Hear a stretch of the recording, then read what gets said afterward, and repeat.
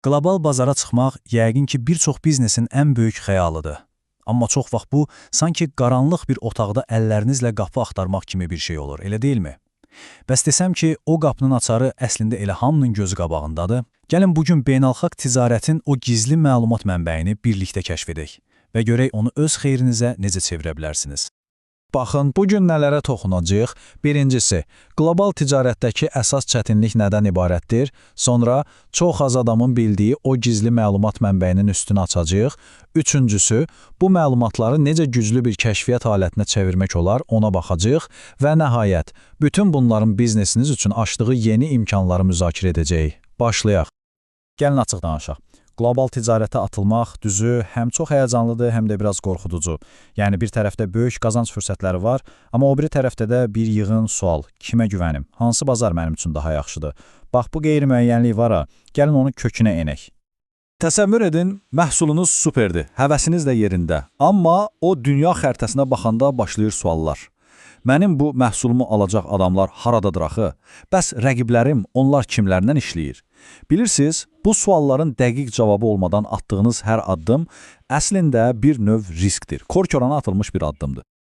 Əslində problem odur ki, məlumat yox deyil, əksinə həddindən artıq çoxdur və çox qarışıqdır. Düzgün, etibarlı tərəfdaşları, real bazar məlumatlarını tapmaq, sanki internet deyilən o nəhəng samanlığın içində balaca bir iynə axtarmaq kimidir. Və bu axtarış, inanın ki, sizə təkcə vaxt itirmir, həm də ciddi pullar itirir. Yaxşı, bəs birdən o samanlığın içində sizə düz iynənin yerini göstərən bir maqnit olsa, necə olar? Baxın, ticarət dünyasında hamının gördüyü, amma çox az adamın əsl dəyərini başa düşdüyü məhz belə bir maqnit var. Gəlin indi o gizli mənbənin üstünü açaq. Söhbət konsumentodan gedir, yəni ingiliscə desək bill of lading. Düzdür, adı biraz texniki səslənə bilər.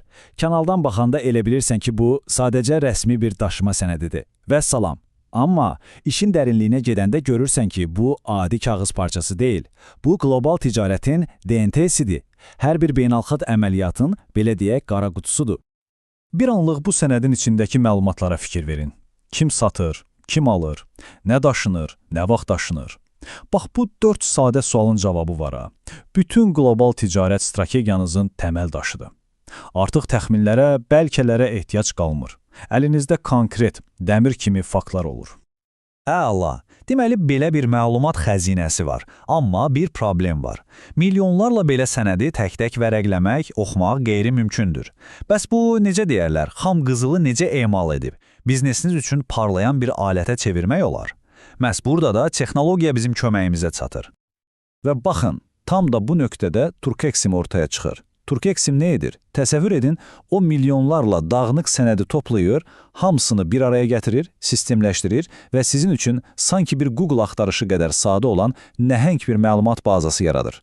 Yəni Turkexim təkcə bir açar deyil, o qlobal ticarət xəzinəsinin həm xəritəsi, həm də kompasıdır. Sadəcə fərqi düşünün. Əvvəllər nə edirdiniz? Bahalı ticarət sərgilərinə gedirdiniz, yüzlərlə vizit kartı yığırdınız, amma kimin həqiqətən ciddi alıcı olduğunu bilmədən qayıdırdınız. İndi isə evdə qəhvənizi içə-içə kompüterinizi açırsınız və bir neçə kliklə sizin məhsulunuzu onsuz da alan, amma hələ sizdən xəbəri olmayan şirkətlərin siyahısını görürsünüz. Bu sadəcə oyunu dəyişmək deyil, bu tamamilə yeni bir oyun qurmaqdır. Bax, bu məlumatlar sizə əsl strateji bir üstünlük verir. Necə? Artıq kör-körana müştəri axtarmırsınız. Birbaşa rəqiblərinizin müştərilərini hədəfləyirsiniz. Qlobal rəqiblərinizin kimdən nə aldığını, nə satdığını analiz edib onların zəif nöqtələrini tapırsınız. Rəsmi gömrük kodları ilə axtarış edib bazarı məhsul analiz edə bilirsiniz. Və ən əsası, görəsən bu təchizatçı etibarlıdır deyə risk etmirsiniz. Çünki kimin nə qədər mal alıb satdığını real rəqəmlərlə öz gözlərinizlə görürsünüz. Yaxşı, bütün bunların nəticəsi nə olur? Nəticə odur ki, qlobal bazar artıq sizin üçün qaranlıq bir meşə olmaqdan çıxır. O, bütün yolları, bütün xəzinələri göstərən canlı, interaktiv bir xəritəyə çevrilir. Və bu xəritənin əhatə dairəsi, inanın, sizi çox təəccübləndirəcək. Baxın, Turksim sizə düz 39 fərqli ölkənin gömrük qapılarına taybatay açır. Bu sadəcə 39 rəqəmi deyil, yanlış anlamayın. Bu 39 fərqli bazar, minlərlə yeni müştəri imkanı və rəqiblərinizin heç ağlına gəlməyən fürsətlərə birbaşa çıxış deməkdir. Yəni, dünya ticarətinin çox böyük bir hissəsi artıq sizin bir klik məsafənizdədir. Və bu ölkələr elə-belə ölkələr deyil. Söhbət ABŞ kimi nəhəng bir bazardan, Vyetnam kimi sürətlə böyüyən bir istehsal mərkəzindən, Braziliya, Nigeriya kimi inkişaf edən və böyük potensial olan iqtisadiyyatlardan gedir. Yəni, bu siyahı əslində sizin qlobal hədəfləriniz üçün mükəmməl bir başlanğıc nöqtəsidir. Və sonda, gəlin bu sual üzərində biraz düşünək.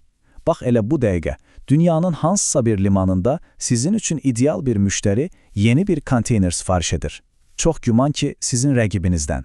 Turkexim ilə o şirkətin kim olduğunu cəmi bir neçə dəqiqəyə öyrənə bilərsiniz. İndi əsas sual budur. Bu güc əlinizin altında ola-ola, qlobal rəqabətdə məlumatsız qalaraq nə qədər geri düşməyə razısınız?